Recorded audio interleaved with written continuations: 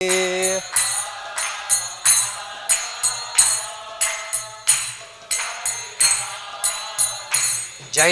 Radha Madhava Kunja Bihari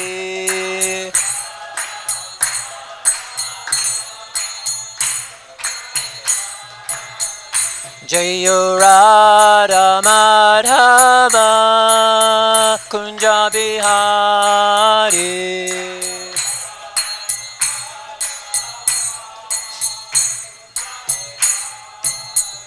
Jaya Radha Madhava Kunja Bihari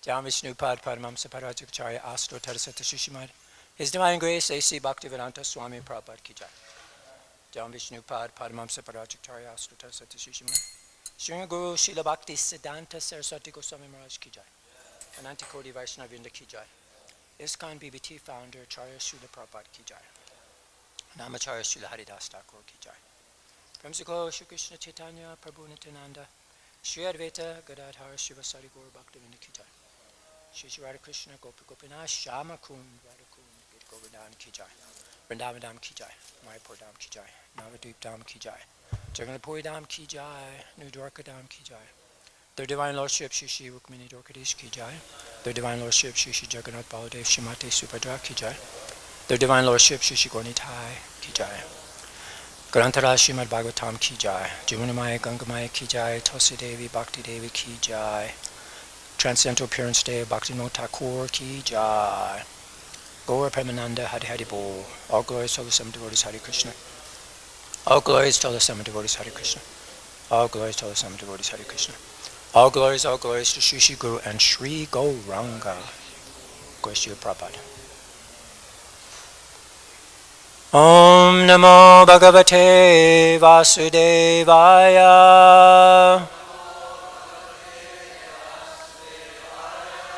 Om Namo Bhagavate Vasudevaya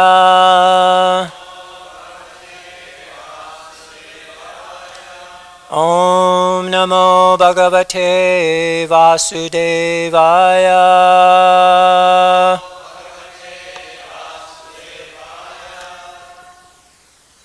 Jai, thank you all for coming. Today it's interesting, I've been asked to give class on 2 verses, plus talk about Bhaktivinoda Thakur. So we'll do that.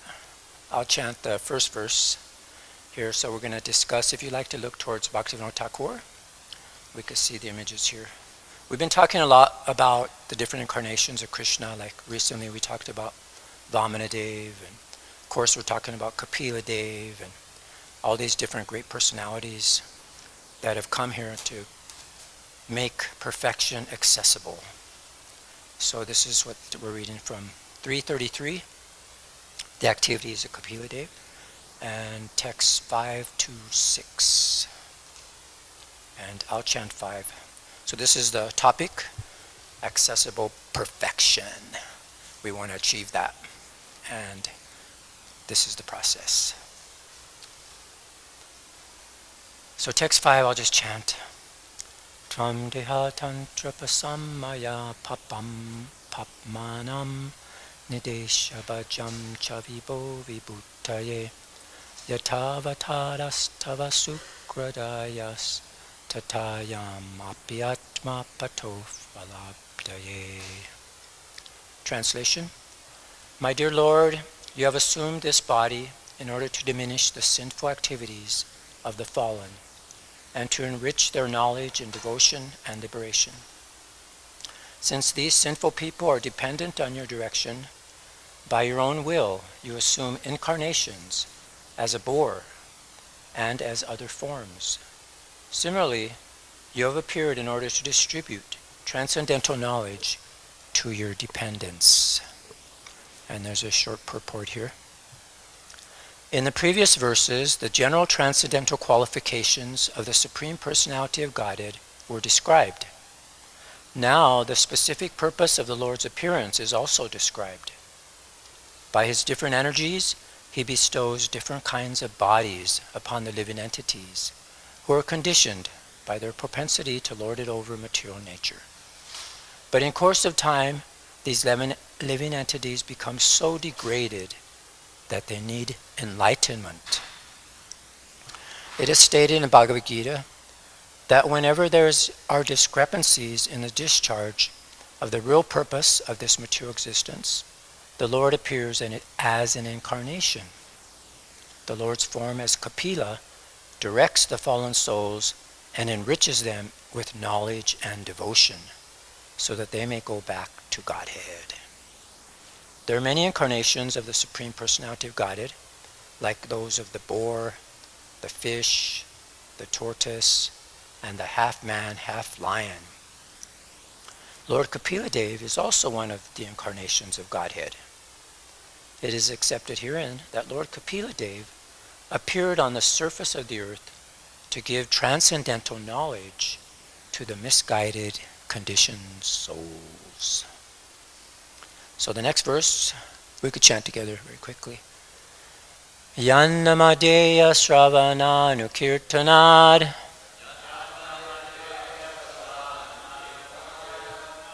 Ya Pravanad Yat Smaranad Api Kvachit Swadopi Saraya Savanaya Kalpate Kuta Punaste Bhagavanu Darshanat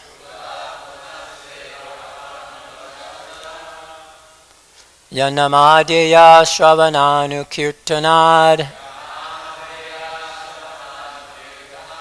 Yad Pravanad Yat Smaranad Api Kvachit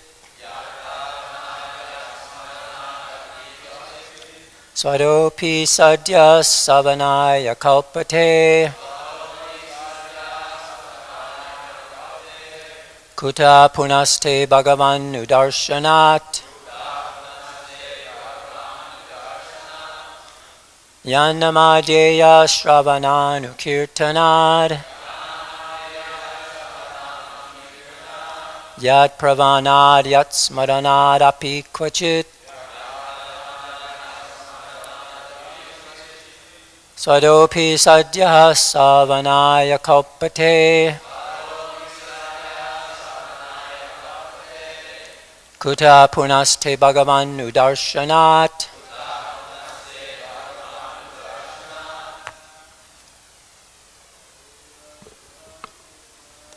Yanamadeya Shravananu Kirtanad Yad Pravanad Yat Smaranad Api Kvachit Sadopi Yasa Savanana Sampate Seva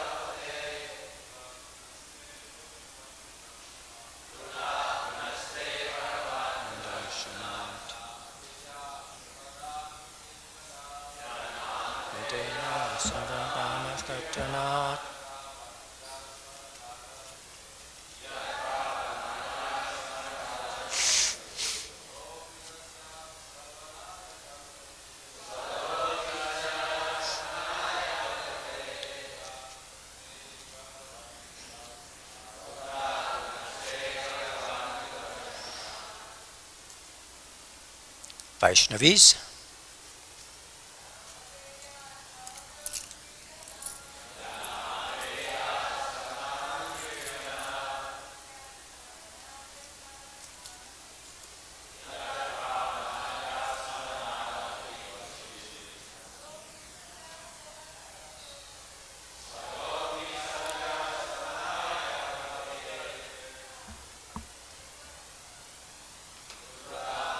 Say the Bhagavad Shanat. Yanamate yasravano kirtanad. Yat pravanad yat smaranad api kvachit.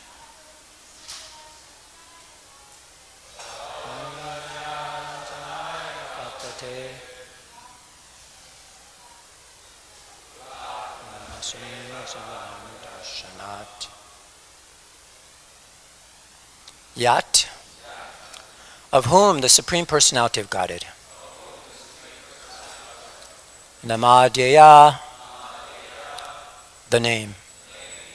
Shravana, hearing. Anukirtanat, by chanting. Yat, to whom. Pravanat, by offering obeisances. Yat, whom. Smaranat, by remembering.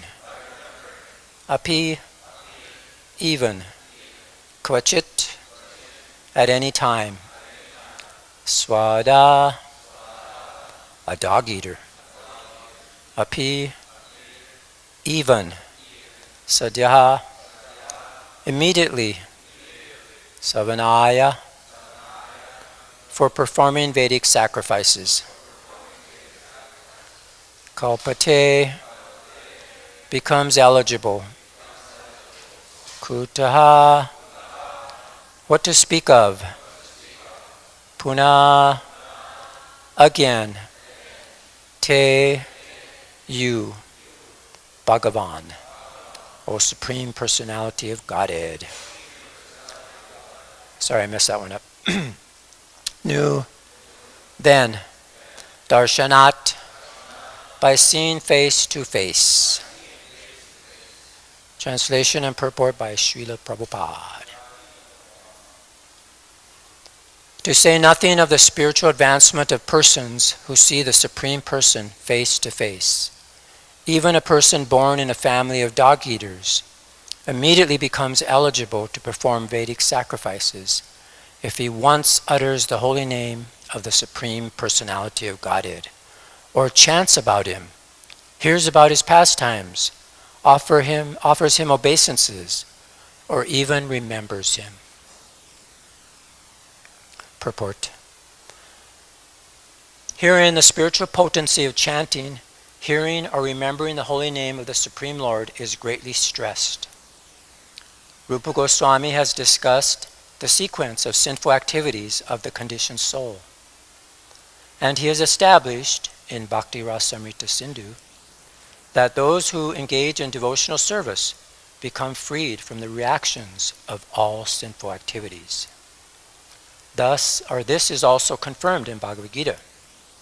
The Lord says that he takes charge of one who surrenders unto him, and he makes him immune to all reactions to sinful activities.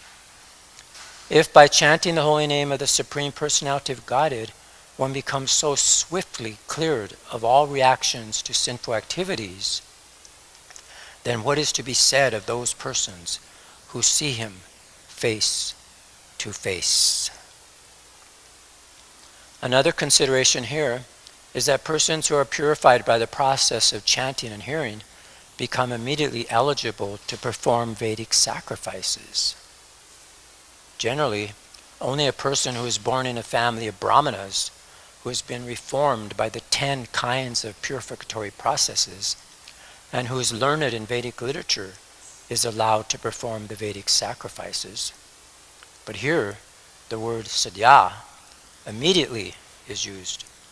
And Sridhar Swami also remarks that one can immediately become eligible to perform Vedic sacrifices. A person born in a family of the low caste, which is accustomed to eat dogs, is so positioned due to his past sinful activities. But by chanting or hearing, once in pureness, or in an offenseless manner, he is immediately relieved of the sinful reaction. Not only is he relieved of the sinful reaction, but he immediately achieves the result of all purificatory processes. Taking birth in the family of a Brahmana is certainly due to pious activities in one's past life. But still, a child who is born in a family of a Brahmana depends for his further reformation upon initiation into acceptance of a sacred thread and many other reformatory processes. But a person who chants the holy name of the Lord, even if born in a family of chandalas, dog-eaters, does not need reformation. Simply by chanting Hare Krishna, he immediately becomes purified and becomes as good as the most learned Brahmana. Sridhar Swami especially remarks in this connection, Anena pujatam lakshyate. Some caste Brahmanas remark that by chanting Hare Krishna, purification begins. Of course, that depends on the individual process of chanting, but this remark of Sridhar Swami's is completely applicable if one chants the holy name of the Lord without offense, for he immediately becomes more than a Brahmana. As Sridhar Swami says, puja tvaṁ, he immediately becomes as respectable as a most learned Brahmana, and can be allowed to perform Vedic sacrifices. If simply by chanting the holy name of the Lord one becomes sanctified instantly, then what can be said of those persons who see the Supreme Lord face to face and who understand the descent of the Lord, as Devahuti understands Kapiladeva? Usually, initiation depends on the bona fide spiritual master who directs the disciple. If he sees that a disciple has become competent and purified by the process of chanting, he offers the sacred thread to the disciple, just so that he will be recognized as 100% equal with a Brahmana. This is also confirmed in the Hari Bhakta Vilas by Sri Sanatana Goswami. As base metal like bell metal can be changed into gold by a chemical process, any person can similarly be changed into a Brahmana by diksha-vidana, the initiation process. Wow. It is sometimes remarked that by the chanting process, one begins to purify himself and can take birth in his next life in a Brahmana family and then be reformed. But at this present moment, even those who are born in the best Brahmana families are not reformed, nor is there any certainty that they are actually born of Brahmana fathers.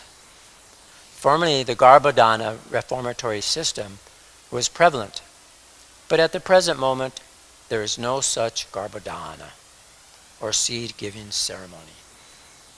Under these circumstances, no one knows if a man is factually born of a Brahmana father. Okay, so this is the last paragraph of this purport. Whether one has acquired the qualification of a Brahmana depends on the judgment of the bona fide spiritual master. He bestows upon the disciple the position of a Brahmana by his own judgment. When one is accepted as a Brahmana in the sacred thread ceremony under the Pancharatrika system, then he is Dvija, twice born. That is confirmed by Sanatana Goswami, Dvijatam Jayate. By the process of initiation by the spiritual master, a person is accepted as a Brahmana and is purified, and a Brahmana in his purified state of chanting the holy name of the Lord. He then makes further progress to become a qualified Vaishnava, which means that the Brahminical qualification is already acquired. Wow. Did you get all that? Om Jnana Timirandasya Gyananjana Salakaya Chakshusumanitamena Tasmai Shri Gurave Namah Shri Chaitanya Manobhistam Stapitamena Bhutale Swayam Bhagadamayam Dadati Swapadantikam Jai Shri Krishna Chaitanya Prabhu Nityananda Shri Advaita Gadadhar Srivasadi Gaura Bhaktivinoda. Hare Krishna Krishna Krishna Hare Hare. Hare Rama Rama Rama Hare Hare. Namo Vishnu Padaya Krishna Vistaya Bhutale. Shrimati Jaya Padaka Swami Nitinamane Namacharya Pradayane Nitya Kripa Padayane Gaura Kataya Damadara Nagra Brahmatarane. Namo Vishnu Padaya Krishna Vistaya Bhutale. Shrimati Bhaktivedanta Swami Nitinamane Namaste Saraswati Devi. Gauravani Pracharane Nirvisesha Sunyavadi Paschachade Satadane. Vancha Kalpa Tubhischa Kripa Sindhu Bevacha Patitanam Pavane Bhyo Vaishnavi Bhyo Namo Namaha. Okay, let's go over the verses one more time. My dear Lord, you have assumed this body in order to diminish the sinful activities of the fallen and to enrich their knowledge in devotion and liberation. Since these sinful people are dependent on your direction by your own will, you assume incarnations as a boar and as other forms. Similarly, you have appeared in order to distribute transcendental knowledge to your dependents. So then, this is kind of a junction point in Devahuti's prayers. So then from here she goes into this one.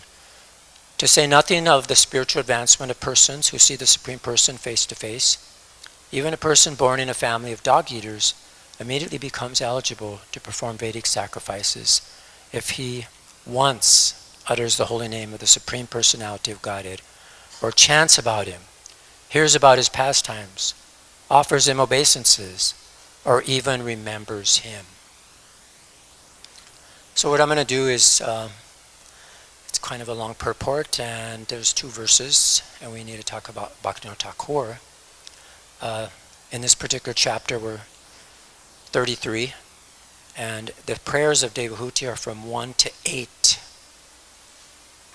And then our verses today was from 5 to 6, so I'm going to talk about, just briefly, about 5 and 6, and then we'll see how these 2 verses relate to the entire prayers of Queen Kunti, these 8 verses, and then how it relates to the chapter. And because it's a very, I think this text 5, it shows the purpose of the Lord's incarnation that we just read. And Devahuti understands that Lord Kapila is not just a divine being performing cosmic wonders, but his appearance has specific compassion, a compassionate mission he has. So it's for the fallen. His purpose of an incarnation is to diminish the sinful activities of the conditioned souls and enlighten them. And this reveals his compassion for us who are struggling in this material world because of our desire to lord it over the material nature. And so it was for the fallen and also to distribute this knowledge. He wants to give this ātma-pathopalabdhaye, this transcendental knowledge, to enrich us with devotion. And that means liberation. So we see Devahuti is placing Kapiladeva as a incarnation.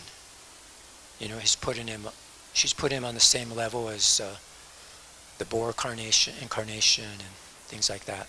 So she's just confirming his divine status there. So that shows her view. So text 6, as we go into that one, it shows the unparalleled power of the holy name.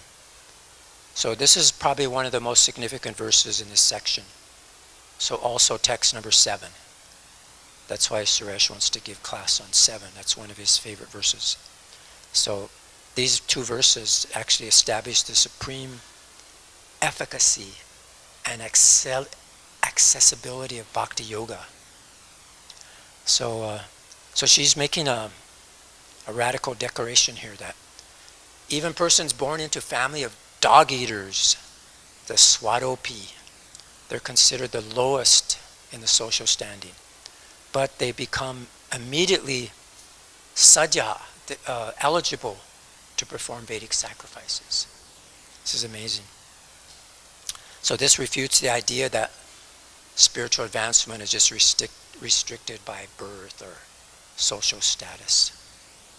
So she's showing how accessible this devotional service is simply by hearing, chanting, offering obeisances, remembering, any one of these performed once without offense is enough for immediate purification. So that's amazing, isn't it?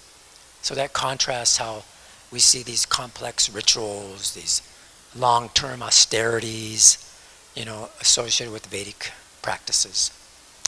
So she's glorifying him here, and she's built into a very powerful logical argument that even if the simplest devotional acts performed by the lowest men, if they can grant such immense spiritual qualification, then what can be said of the benefit of seeing the Lord face to face as she is doing right now? So it's a very humble expression of her gratitude and realization of Krishna. So how does this relate to the whole prayer then? Is because there's 8 verses here. And so I think 5 and 6, they kind of bridge the connection of the Lord's cosmic, inconceivable nature with his practical, personal path of liberation that he teaches, which is for anyone. So it's inconceivably attainable by anyone, right? That even Lord Brahma, he must meditate for years to see him. So this is the inconceivable power that he can create, Krishna has this, he can maintain, he can destroy the cosmos without even being personally present there. So and then his astonishing pastimes, how he takes birth from, Devahuti's womb.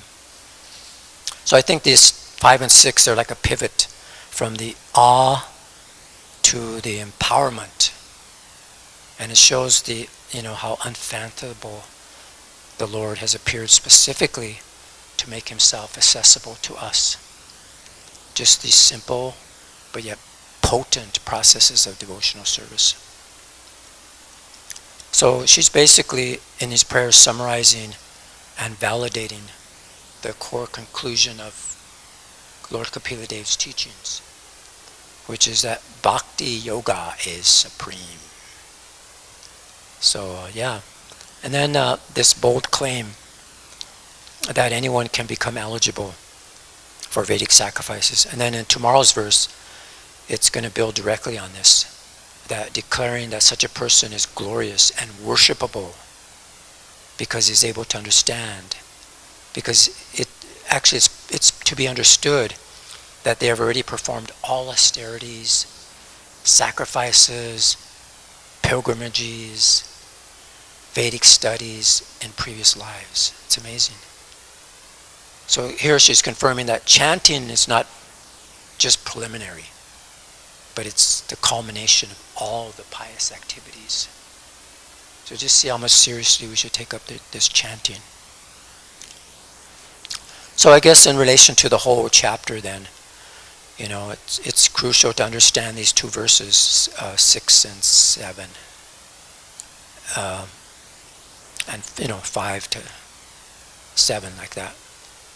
And her prayers. It describes not only her realizations, but the practical application of these teachings for our ultimate success. So, so the whole chapter is going to describe the process. And these verses, 5 and 6, they'll pinpoint the most essential and accessible tool that we have for this age. And that's what? Chanting and hearing about Krishna. So this is what she's given us, a very practical, she's repeating the practical instructions that Kapiladeva gave, and how they're very easy also, and how very soon, we can actually attain this. And she's showing by her prayers that actually, she grasped everything that her son had just said. And she's repeating it, that, they're easy, and it's setting the stage for her to actually go back home, back to Godhead. So again, I guess to summarize is that text 5 is the why, the compassionate reason for the Lord's appearance, and 6 is how the universal accessibility and powerful method that he provides for everyone, regardless of your background, and you can achieve spiritual perfection. So I think together they form the heart of Devahuti's realization, in her prayers. So this bridged the gap again between the divine grandeur and the human accessibility. So that's the essence, we're given the path to liberation. It's this whole chapter. So this is a summary. This little graph is summarized by Gauranga Darshan Prabhu. I just took it from his book, and it helps see the whole picture. Okay, so that's these two verses. So now, today is the appearance day of Srila Bhaktivinoda Thakura. He's a spiritual pioneer for this modern age. So I did some research on different sources, mostly some lectures, of course, by Srila Prabhupada and Bhakti True Swami and Chaitanya Charan and different devotees like that. Because I like to do that because they go through all the research and categorize and put it all together for you practically.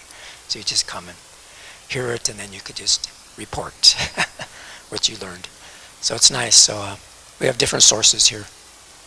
So Sri Satchidananda Bhaktivinoda Thakura. I'll just kind of summarize briefly, kind of go through what I learned, and then I'll just go through we'll kind of visually kind of present it. So it'll stick, hopefully, because as you know, I'm kind of a visual learner. So let's see how to start. It's just so much, and we're just scratching the surface. I mean, his life is so rich, and it's multifaceted too, and it defies human capacity. I mean, we're talking about someone who's like a top high court judge, a family man with 10 kids. Was it 10 or 11? I think it was 10 kids. 13? Really? Wow. So at the same time, he was hugely influential. He was a spiritual author, a visionary, and he basically reshaped the entire tradition. And today we're going to dive into that, what kind of personality he was, and somebody truly extraordinary. So we're going to head into the world of Bhaktivinoda Thakura. And he was even called the seventh Goswami. So, as I mentioned, we have all these stacked sources and histories and lectures. So, he was he appeared in 1838. But it's not just about who he was, but it's how he managed all these different facets. And we'll look how he linked faith and reason. And he really had a broad view of different spiritual paths. And he had some pretty amazing predictions also about the global spiritual awakening that actually came true. And we're the proof of that. And we see it. So we'll see how his legacy is relevant, and especially for us. And we're trying to find meaning in, and everyone else actually, they're trying to find meaning in this complex world. So as I mentioned, I guess, what was his name? Kurunavav Dada? He was born in 1838. And he was actually, probably today they would say he's a child prodigy. But actually he's a divine personality. And quite something. He was speaking poetry at the age of 2. Can you imagine? And by 6 he knew the Ramayana and the Mahabharata. And by 10 he knew astronomy and astrology. He was already an expert. And even more amazing, at just 10 he was engaging in this very deep, like Brahminical philosophical inquiry into the absolute truth. So this is showing his incredible mature mind that he had, and it sets the stage for everything that follows. So he had this mix of very profound intellect, intense dedication, because he wasn't just a scholar. As I mentioned, he was a high-ranking district magistrate, a high court judge, and very respected also, especially during the British rule there. And he was known for sorting out very complex cases very quickly and effectively. And very few of his judgments were overturned. So just that alone is like a full-time job. I want to speak of his daily schedule. And what I learned is that it's cited that it's legendary. He only slept, how many hours, guess? 3 hours. And then he had 8.5 hours dedicated to writing. He wrote like over 100 books in different languages too, and poems and so many different things. And then 4.5 hours for spiritual practice, like his japa study. And then 6 hours for his government work. It's very demanding. How is that even possible? And it challenges everything we think about, needing a retreat for our spiritual life or something. So it's like a prime example of intense spiritual absorption within the world, but he's not separate from it. You see? It's not that you have to choose, either spiritual or material, because despite his job, his scholarship, his intense practice, he still, amongst all this, he kept his spirituality and his job, everything. And also he kept a sense of humility, completely. And that's a recurring theme in all his accounts. Despite his high position, his deep learning, he remained prideless, humble, friendly, and very approachable actually. And so, he took initiation from Jagannath Das Babaji. And then right near the end of his life, around 1908, he actually took Babaji order himself, a vow of renunciation, showing his detachment from householder life that he mastered. And then he passed away in 1914. So he had a complete picture of his life. So to really understand his genius, I think we need to understand the time he lived in. It was considered the Bengal Renaissance. And what was going on then? There was like very intellectual, spiritually surcharged. It was a hugely tumultuous period. You had Western education coming, there was strong Christian missionary activities. So it was massively challenging the traditional beliefs. And many Indian intellectuals, they actually felt caught in the middle.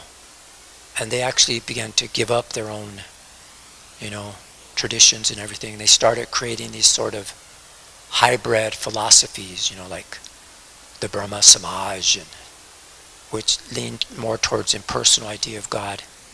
And they lost their traditional devotional warmth. So it was like a crisis of faith for many people.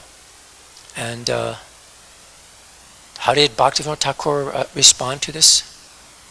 And so what he did is he studied all these books, different traditions, different religions, and he offered a really powerful synthesis. And he has a very famous metaphor that he says, it's in one of his books, I think it's the Krishna Samhita. And he says, when the stream of reason joins the river of ancient faith, and the mosses of unwanted illusions are swept away. So he thought that, all these different traditions, different scriptures and things like that, they actually help one wash away these mosses of illusion if we actually understand them properly. And even the science, he says it's great for the mature world, but it shouldn't dictate spiritual reality. They have different domains. There's science, there's spirituality, there's religion, like that. So he laid the groundwork for what's called yukta vairagya, which means, using things, reason, science, whatever in the service of our spiritual goal. It's not It's not just renouncing everything, wholesale renunciation, like that. So this is such a practical approach that he gave us, and it makes his spirituality seem less about conflict with the modern world and more about integrating it. So his view extended to all kinds of different religions. And he took a very remarkably inclusive view here. So he didn't see different faiths as contradictory. It was more like, he used the analogy earlier, like different views of the same mountain peak. We'll show that visually from different standpoints. So different cultures, right? Different prophets speaking, to different contexts. But he avoided that sort of simplistic, they're all different, it's all complicated and we're conflicting. But he thought that all paths are exactly the same idea, and he saw a progression on the spiritual path, that we're all at different levels. And what's radical, for the first time, he's the one that recognized figures like Jesus and Muhammad as Shakti-based avatars, which is amazing, and these empowered souls bringing the messages suited for a specific time, and audiences. So he's a very incredible broad mind for the 19th century. And he even applied his progressive idea to existing Hindu worship. And it's quite brilliant that, he talks about the 5 main deities, right? Vishnu, Shiva, Shakti, Surya, Ganesh. And instead of seeing them as separate, because people were worshiping these different energies at that time in India.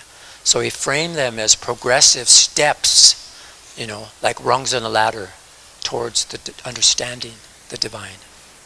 So, Shaktiism is like worship of nature, the divine feminine energy, animism.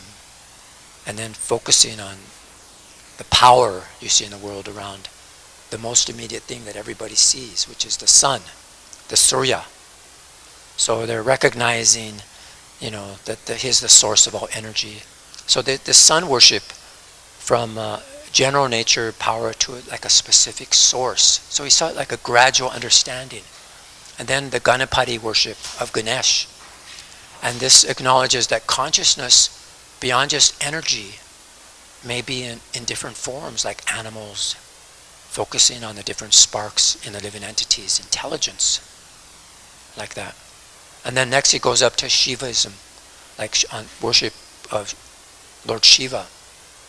And he saw this as focusing on perfecting human consciousness, taking enlightened beings as models, and even put figures like Jain Khan and Karas and the Buddha in this category, and that they were aiming to perfection. So it's pretty interesting classification how he did this. And finally, the highest rung, which is Vaishnavism, so worship of the Supreme Person, Vishnu or Krishna.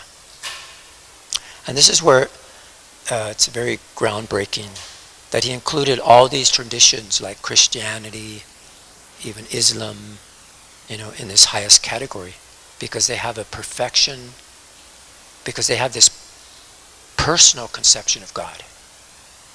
So he wasn't just reorganizing Hinduism, he was just creating a universal framework.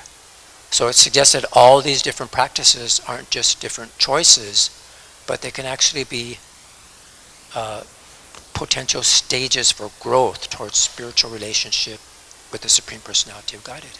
So it's a very unifying vision and very profound. So then he leads the idea about rasa. They're applying this aesthetic emotion to the divine relationship. So he took this ancient Indian concept of rasa, which usually describes the emotional flavors or experiences in art, drama, and applied it directly to how one relates to God.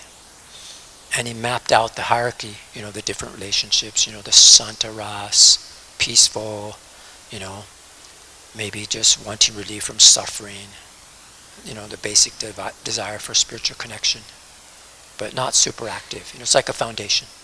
And then progressing to dasya, the mood of servant, loyalty, reverence, carrying out God's will. He saw figures like Moses and Muhammad as exemplifying this rasa. And then there's the Sakya ras, the mood of friendship, like Arjuna and Krishna in the Bhagavad-gītā.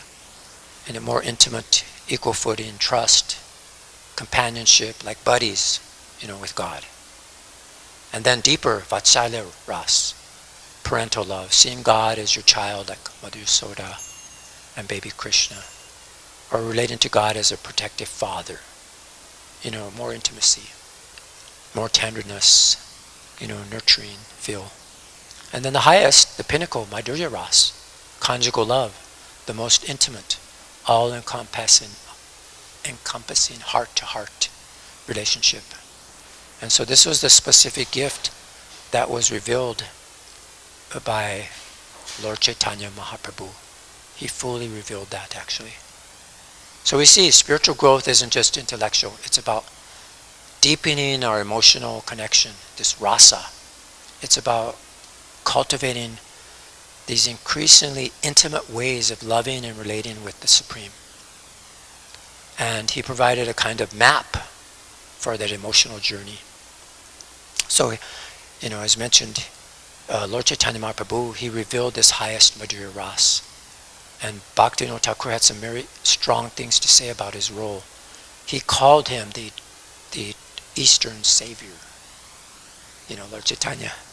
So he did this quite boldly. And he used the analogy of the sun rising in the east and moving west. And he felt that these highest, most intimate rasas, they would emanate from India, specifically through Chaitanya's teachings, and it would spread globally. So why did he think it was so important for the West? Because some were very disillusioned with religions that he saw were happening in the West. And because they hadn't tasted this rasa yet, he called it the wine of Madhurya ras, the delicious wine of Madhurya ras. So he believed this very deep, ecstatic love could basically intoxicate people and drawing them away from materialism and providing the ultimate spiritual fulfillment. It was actually a global vision, a spiritual remedy. It was amazing. So he had this global transformation through love. That's powerful. And to support his literary output, it was just immense. That's why they called him the seventh Goswami. So he published staggeringly, I think it was either nearly or over 100 books in Bengali, Oriya, English, hundreds of songs and poems packed with spiritual insight.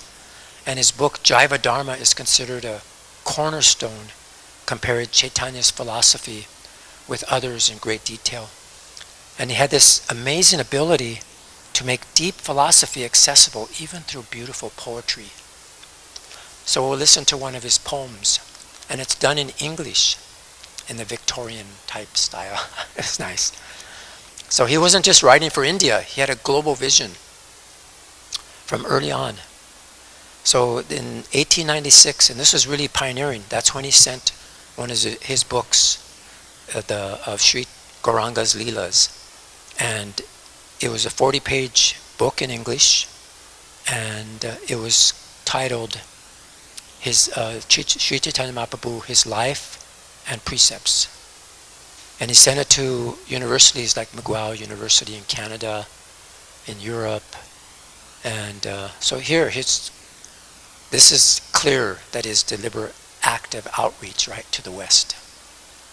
So talk about initiative is that alongside, he was instrumental in discovering the actual birthplace of Lord Chaitanya in Mayapur back in 1888.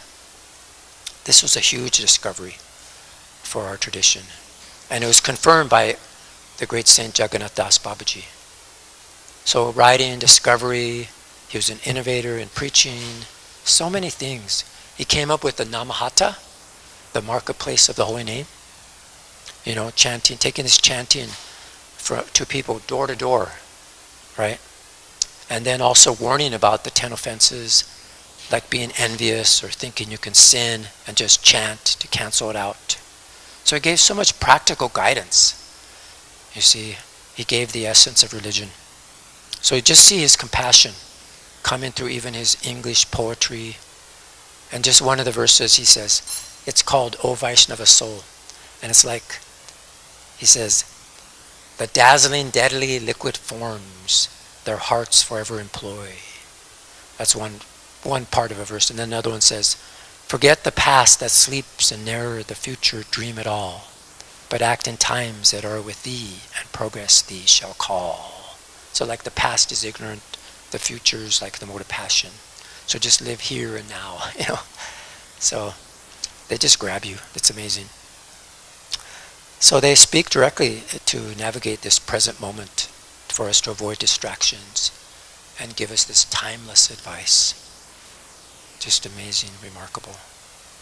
And then he made predictions. He made 3 very astonishing predictions. Anyone know what the first one is? What's his first prediction? That someone would soon appear and travel the world spreading Chaitanya's teachings globally. Who was that? What? No, this is his predictions. Bhaktivinoda Thakura's predictions. Yeah, that was part of his prayer too, that was someone to help him. But So his son came, and then also for Lord, because he said, someone who would spread the teachings globally. So he predicted Srila Prabhupada. And then the second, anyone know what his prediction was? Yes. That's close, yes. So his second is that Harinam Sankirtan, the congregational chanting, would spread everywhere. So he specifically mentioned people in places like America, England, Russia. They will take up the instruments and chant in their own countries. They'll chant Hare Krishna. This is happening today. And what's the third one you mentioned? The third one is that this Prabhu mentioned that most specifically that the fair-skinned foreigners, they would come to Mayapur, Chaitanya's birthplace, and chant Jai Sachinandana together with the Bengali Vaishnavas. So it's uncanny and extraordinary how this actually played out, right? It actually happened. So we see Srila Prabhupada, he founded ISKCON, and he was born in 1896. That's the same exact year that Thakura sent the book overseas. And Prabhupada did exactly what was predicted. He traveled the world, he established chanting centers everywhere. So just see, the timing was incredible. And then that third prediction, there's a devotee, he writes, in 1986, exactly 100 years after Bhaktivinoda apparently made it, there was a huge festival in Mayapur.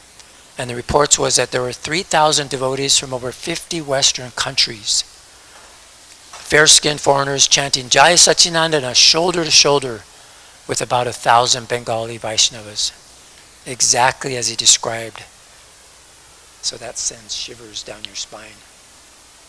So that actually happened in 1986. It was 100 years after he appeared. He made that prediction. So that speaks volumes about his potency, his vision. And you think about his motivation, it's just his deep desire and mercy for us, for the world actually. Such profound compassion. He wanted to ease the suffering souls trapped in this material world. And so, he took the Lord's own anxiety and he had that selfless compassion. So we see his life offers so much practical wisdom, especially for us today. We're juggling work, family, everything. He showed it's possible. So he was a grihasta, practically guru, spiritual guide, householder, very powerful model for us. So it shows us that we don't have to retreat to a cave. We can deeply be spiritual while we engage in the world, using our life, our work, our service. It's a kind of different renunciation, actually. So his practical advice, as we mentioned, chanting, avoiding the offenses, you see, and It's very clear. His legacy is amazing. And people today are still inspired. They're still building on his work. And so he had so many initiatives, as we mentioned. And he focused on distributing spiritual books. That's why he wrote so many different books, And he tried to distribute them widely. And then he had the Namhata idea of getting knowledge. And he emphasized giving the Srimad Bhagavatam scripture on Bhadra Purnim. He was the one that emphasized that. That if you give that on this day, you get spiritual benefits.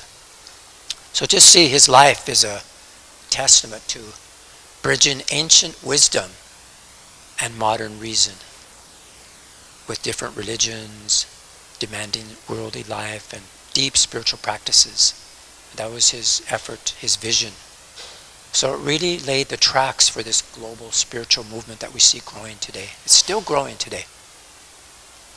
So we see, Bhaktivinoda Thakura wasn't just a scholar. He actually threw a challenge for all of us, and innovation for all of us to use our intellect and whatever we have to try to, taste this delicious wine of spiritual love that he talked about. He criticized, and in his poem he talks about these shining bottles of, these things that we're like, he considers us to be like drunkards. But no, we should get drunk with spirituality.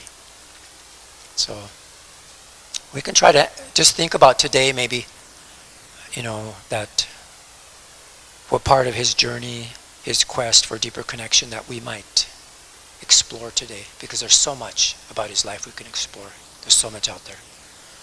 Okay, so now we'll get into a little break here and let's get into the visual section. And we're just kind of basically what I was saying here. The time that he was in was a very difficult time, and many people were giving up their faith. So it's like after the dawn, after the dark night. So imagine the dark, cloudy sky, and then the sun represents the pure teachings of Chaitanya Mahaprabhu, which were covered by these patch of clouds. So this is the spiritual landscape of Bengal in the 19th century. And this is the profound philosophy of Gaudiya Vaishnavism, which was obscured, and people were blindly imitating the West. So this is it shows that we have this spiritual luminary appeared with a flash of lightning. And this was the light of dawn, Srila Bhaktivinoda Thakur. So we see, as I mentioned, he was revered as a seventh Goswami. So he followed the legacy of the original 6 Goswamis of Vrindavan. They systemized Chaitanya Mahaprabhu's teachings centuries earlier. Just as they did, Bhaktivinoda Thakur studied the scriptures deeply, and he established the eternal religious principles for the benefit of all humanity. And Srila Prabhupada stated that we should consider Bhaktivinoda Thakur the origin of the Krishna consciousness movement in its pure form.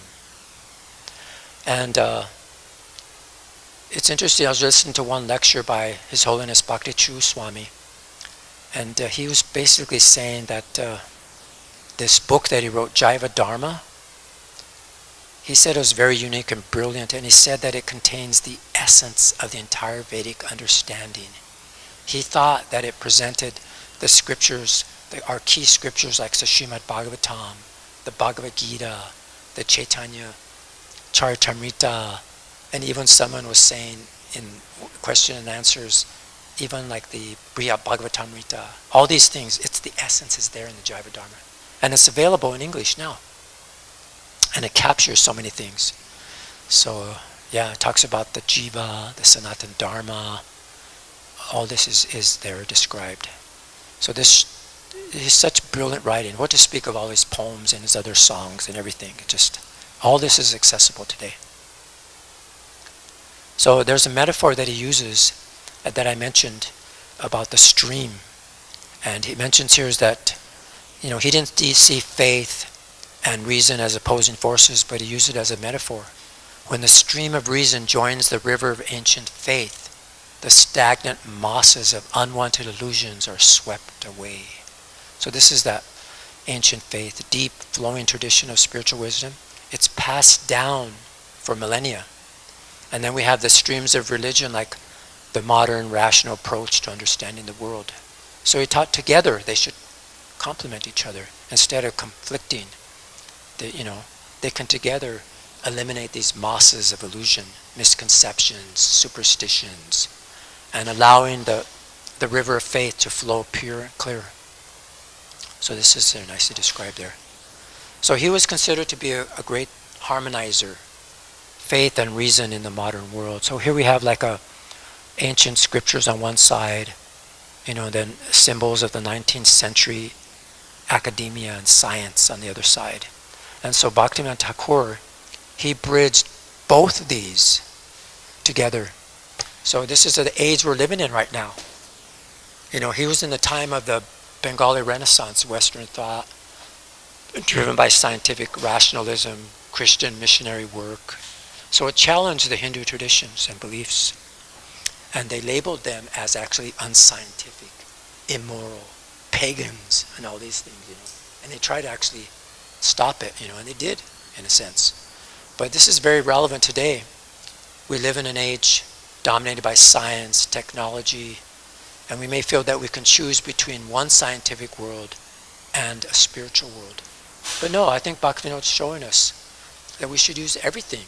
Technology, science, everything in Krishna's service. It's here for us to use. It's meant for the devotees to use it.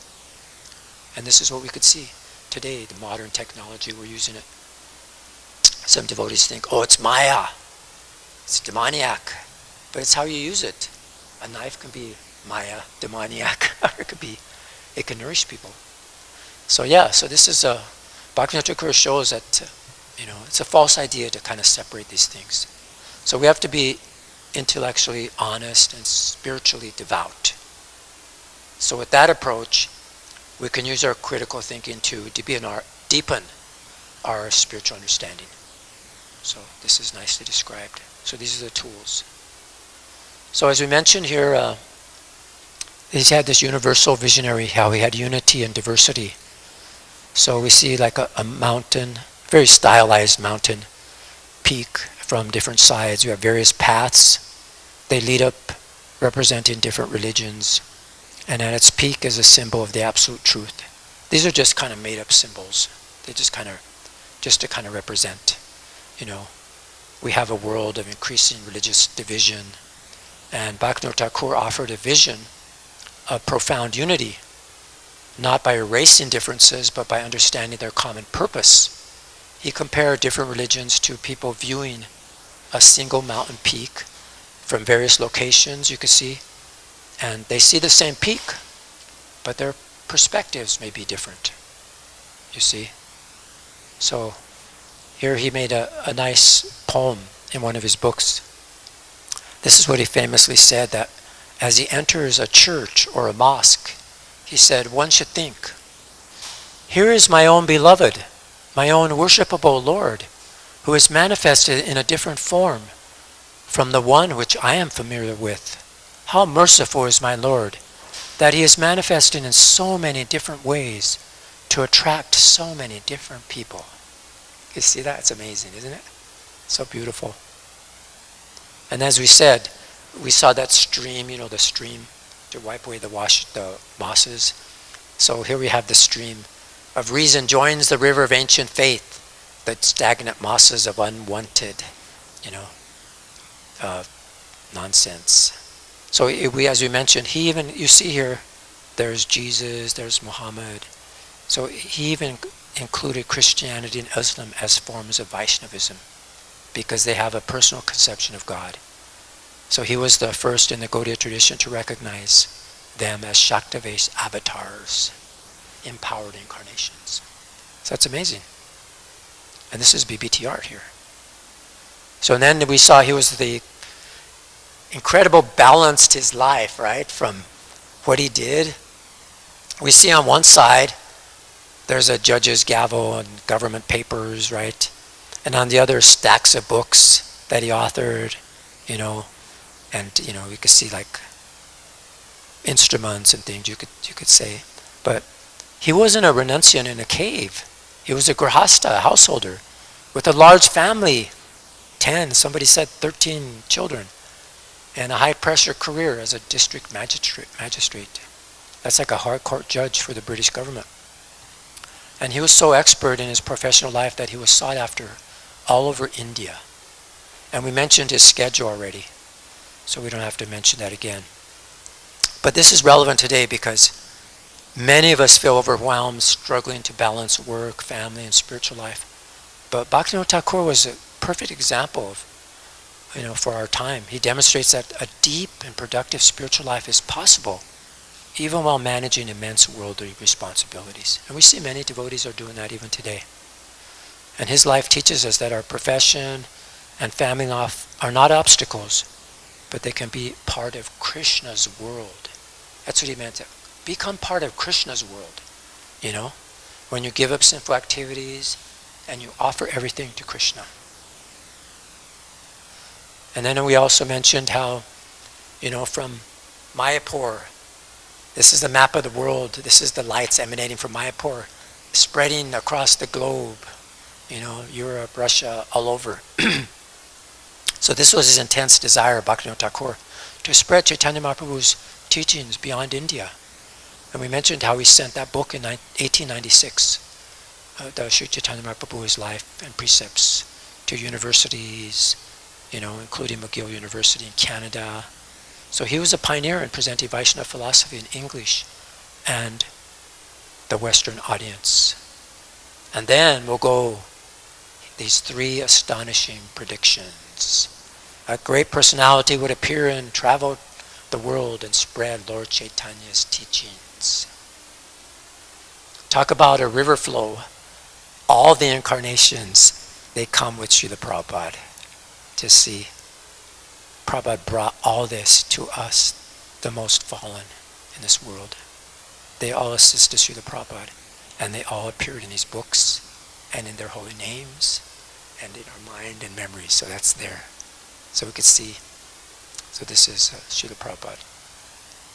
So that's this is still the first prediction. So Srila Prabhupada, he demonstrated considerable skill in adapting the traditional Gaudiya Vaishnava teachings for Western audiences. Through his adaptation, involved both strengths and even, now we see even some limitations, but still, Srila Prabhupada adapted with his translations and commentaries from his books. He explained the concepts unfamiliar to the Western people, and he made the ancient Sanskrit texts accessible. And he had a practical framework for us all. Talked about the regulated principles, systematic spiritual practices that it would implement in modern Western life, rather than just requiring adoption of the traditional Indian cultural forms. It's not that he made everyone to wear dhotis and make, he converted Christian churches into temples. Even here he wanted them to keep the pews, and the musical instrument, what is it called? The organ. There was an organ upstairs, Yeah, so, it was like a church. So he really loved it. He loved the stained glass windows, but then someone had a better idea, but it wasn't pleasing to Srila Prabhupada. So he created this institutional structure, temples, centers, educational programs, And still today we see some cultural challenges. There still seems amongst devotees even there's some prejudices. Bengali devotees against these devotees or that devotees. There's so many things going on, but still, Prabhupada, it's still enduring and it's becoming purified more and more, and it's very applicable for everyone in every tradition. So this is the enduring global presence and teachings that was given to us. So here, this is the second prediction. The chanting of the Hari Nam Sankirtan would be spread all over the world, with people from America, England, France, Germany, and Russia chanting Hare Krishna with kartals or dangas. It's a perfect painting, isn't it? You see so many different traditions. They're all together chanting Hare Krishna in a park. Beautiful festivals. And that's kind of what we're doing. Exactly what we're doing. And then the third prediction, this is described here, the fair-skinned foreigners will come to Sri Mayapur Dham and chant Jai Sachinandana with the Bengali Vaishnavas. So this Sachinandana gives the Suranam, it gives the pure name. So Sri Dhameshwara Mahaprabhu, which is the beloved deity of Srimati Vishnupriya, is situated in Navadvip Dham on the island of Koladvip. And all the Vaishnavas who visit this temple enthusiastically sing the following mantra, which was written on the wall of Mahaprabhu's mandir. Jai Sachinandana Gaur Hari, Vishnupriya Prananath, nideśa-bhājāṁ. All glories to Gaur Hari and Sachinandana, the son of Mother Sachi. Gaur Hari, the life and soul of Vishnupriya, delights in various pastimes wandering about the land of Nadia. So this is very nice. So there's a devotee, he wrote an article. Actually, this was from Mahanidhi, from his book, The Art of Chanting, Mahanidhi Swami. So this is what he said. It's very nice. So he says, Srila Rupa Goswami, Swarup Damodar Goswami, and all the associates of Mahaprabhu direct sadhakas to worship Lord Chaitanya as Sachinandana Gaur Hari. They specify the name Sachinandana, the son of Mother Sachi Devi, because the Lord is as soft and merciful as his mother. By singing the name of Sachinandana, one can worship the Lord and easily attain his mercy. Thus one will advance in bhakti bhajan and quickly come to the stage of chanting Suranam. In 1890, Srila Bhaktivinoda Thakura predicted that people from foreign lands would someday meet their Indian brothers in the holy land of Mayapur, district Navadvip, West Bengal, and dance together in ecstasy while chanting Jai Sachinandana, Jai Sachinandana. This prediction was fulfilled in 1986 when devotees from all countries of the world assembled in Sridham Mayapur at ISKCON to celebrate Lord Chaitanya's 500th birthday. Ganga Devi surged in waves of delight, and Bhumi Mata trembled with joy as Kirtan roared through the sky and echoed in the heavens. Jai Sachinandana, Jai Sachinandana, Jai Sachinandana, Gaur Hari. So that's an excerpt from Maharaj's book. And then these prophecies are perfectly fulfilled by His Divine Grace, A.C. Bhaktivedanta Swami Prabhupada. He appeared in 1896, the very year Bhaktivinoda Thakur, he sent his book abroad, and he took his movement to the West and brought his Western disciples back to Mayapur, fulfilling every detail of the predictions. The mercy of Bhaktivinoda Thakur is very powerful, so that's the very power that sustains and delivers us today. So, just to give you a taste, here's the proof. Call to action. Let me see if we could listen to actually what's happening here. Let's turn up the volume. Is it going up? Can't see it. Oh yeah, there it is. Okay, so I'm just going to show you a few clips here from the Kirtan Mela 2025. This is day 2. So every day, I don't know how long does it go on? For weeks? 7 days? 5 days? It goes on for 5 days. So this is just one Kirtan. So I'll just start it and then we'll see how it goes.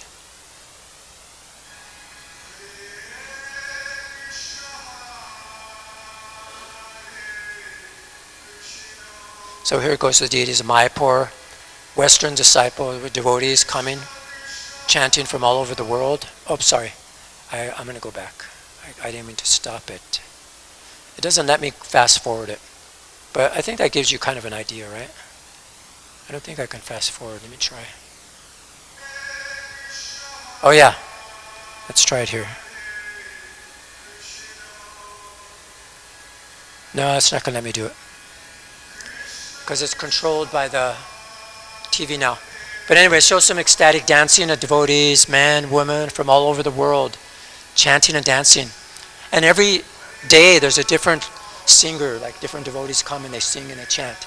It's so beautiful. It's so like heartwarming and beautiful. So maybe just show a few minutes. If they, in the beginning, you see they're just sitting down basically and chanting like that. So let me just go back and let me just get out of here. I gotta do this. Let's do this. I just want to talk a little bit about maybe like we can see how we could, our call to action. And so he's wondering, he's given us our duty. And he makes it very nicely in a beautiful song. This is one verse. By the order of Lord Gauranga, O brothers, I beg these 3 requests of you. Chant Hare Krishna, or chant Krishna, worship Krishna, and teach others about Krishna. That's all he's asking, just 3 requests. So that's chant Krishna's name offensively, live in Krishna's world, right? Don't renounce the world, but just apply, follow purely and apply it. And then become an advocate distributor. Bhaktivinoda Thakura was a spiritual capitalist. He wanted to make the divine literature of Srimad Bhagavatam, Chaitanya Charitamrita widely available. And many of you here are doing that. We can follow in the footsteps by participating in book distribution, helping preserve this knowledge through mass distribution and education. So every book we share is an extension of his mercy. So like a loving grandfather, Bhaktivinoda Thakur, he paved the way for us. He built the foundation, he drew the maps, it left us a clear order. So let's honor his legacy by taking up this mission with all our hearts and knowing that by his mercy that we'll also be delivered. So I like to end with a beautiful song, a poem that he wrote in English. And all these lyrics are his. But it's quite a long song. There's like over 20 verses. So I just picked half of them, which gives us the essence still. And I put it to music. It's not a rap music. Some people don't like that, but this is more melodious with the guitar. So we could start that. We could end with this, just to show his mercy and beauty. I mean, amazing genius. So, and I think it's kind of honoring him to put it with the beautiful song instead of just me reading it to you. So I think this will make it nice.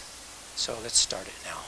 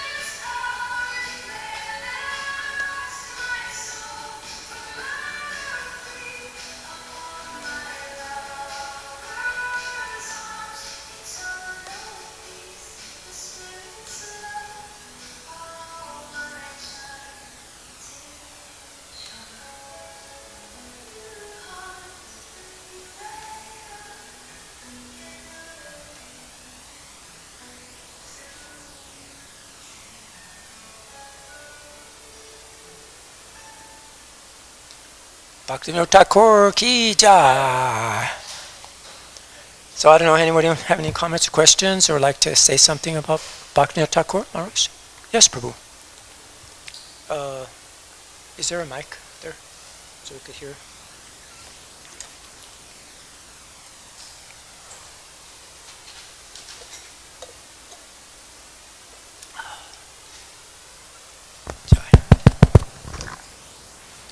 Thank you. Hare Krishna. Haribol. Yeah, I was not expecting that song at the end. Sorry. It sounded like those really popular like Christian singers that sing like that, Yeah. with love for Christ and God. Yeah. So I was just imagining all the Christian singers like singing Bhaktivinoda Thakur's poetry. Yeah. I really like the quote. I hadn't heard it before, about the deep wine of Madhurya Ras. Yes. I think it's very poignant. In Chinese, they have a term to suffer. The word is 吃苦, which means to swallow pain. So it's so it just helped me realize that in this material world, there's this bitter pain that we have to swallow. And then the aftertaste is like the wine is the sweetness. So it just helped me go deeper in my consciousness in that regard. So thank you for sharing that quote. Exactly. Thank you for sharing. That's beautiful. Yes. Hare Krishna, Gaudacandra, Prabhu, thank you for your presentation. I actually have a very hard time to see how Muhammad was accepted as a Shakti-Vesha avatar, because when you see his life, actually he did very horrible things, horrible things, and even some very, very exalted Vaishnavas actually don't recognize him, the way how many people do recognize him.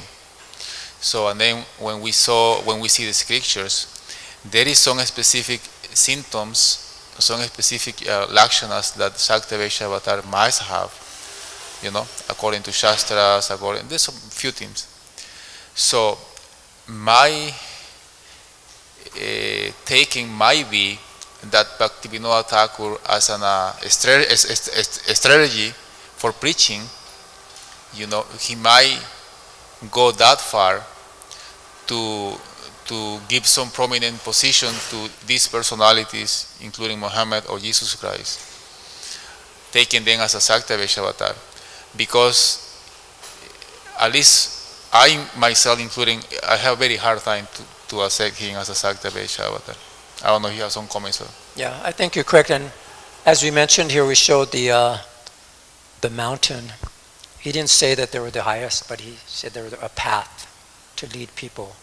Even people that were worshiping Shakti and Shiva and Ganesh, that they were not the highest, but they were a path that could lead them to personality. So I think he was trying to encourage people more than anything. And I don't know much about Muhammad's teachings, but maybe he was reading some of I know a lot of it is misinterpreted, and fanatics in every religion, isn't there? People take it to extreme levels. So, but yeah, so that's all I can say about that. I don't know if anyone else knows much about him here.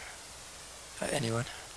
Oh, you want to say something? Hare Krishna, Prabhuji. Yes, Hare thank Krishna. you very much, all my dear fellows. So, I find that quite remarkable. I think it would be great to, I cannot say too much about Prophet Muhammad. I've read the Quran, and what I see in his soul is something similar to what I saw in Krishna at first as a Christian.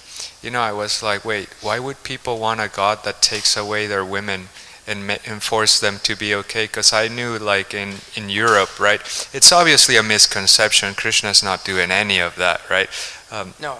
But it seems like he's one of those European kings when Rome fell, and then they call it la ley del talión in Spanish, which was the king will like have relations with the woman, and then she's blessed, and you can marry her because she's the king's subject, right? So it's I feel like a lot of what he did, like for example, when he killed the pagans there in Prophet Muhammad, peace be upon him, it was he waited so long, and then even his community almost got killed for it, and then they had no option. But again, I cannot say too much. I wanted to comment on the Christian stuff. Being a Catholic, baptized myself, I think there's a beautiful expression of the Holy Spirit and the Father and the Son right throughout. We see Brahman, right? That's to me the Holy Spirit. You know, so many believers, they're like, why?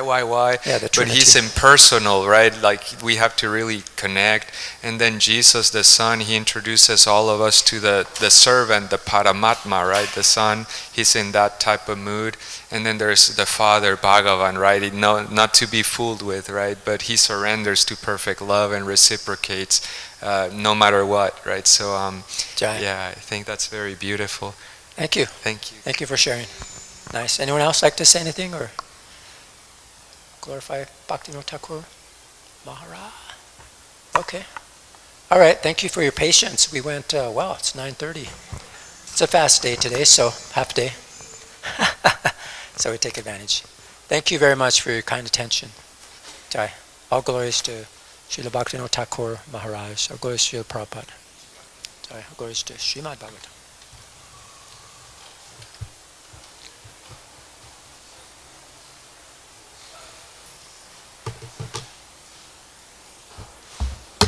Oops.